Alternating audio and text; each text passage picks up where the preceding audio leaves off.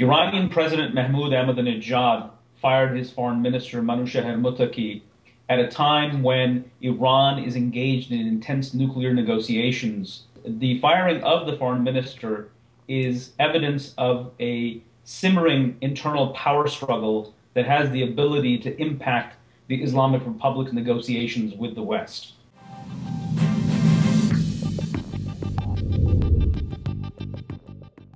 Mottaki was actually abroad in Senegal when he was fired by the president, and that's very significant in that it tells us that not only is this a result of an internal power struggle, but it's also a very abrupt measure.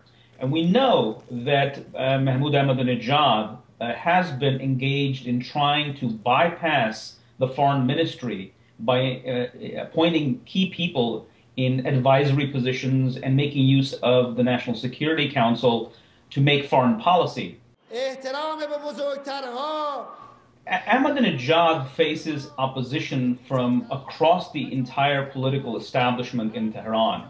There are people in various institutions within various factions that support the president, and then there are people in those same institutions and same factions that oppose the president. This makes the president's job of policymaking and governance very difficult. It constrains him far beyond what a normal Iranian president would face from the Byzantine structure that is the Islamic Republic. So therefore, Ahmadinejad has had to navigate through this complex swamp in a very skillful way to not only maintain power, but also push ahead his policy agenda. That the firing of the foreign minister comes within days of the nuclear talks between the West and Iran suggests that there is some significant tension within the establishment.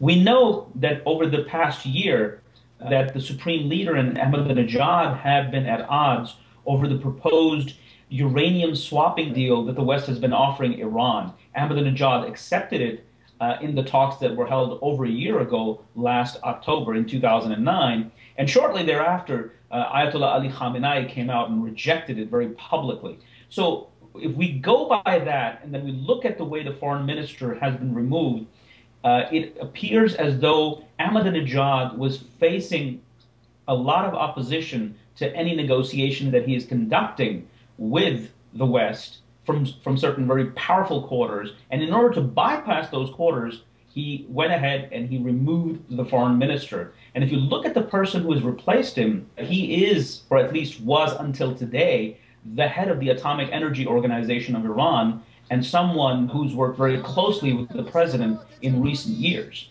Today's move to oust a foreign minister that has been in his cabinet since day one speaks volumes about how Ahmadinejad is willing to take risks to push his agenda and to be able to navigate and maintain his position as president and head of state.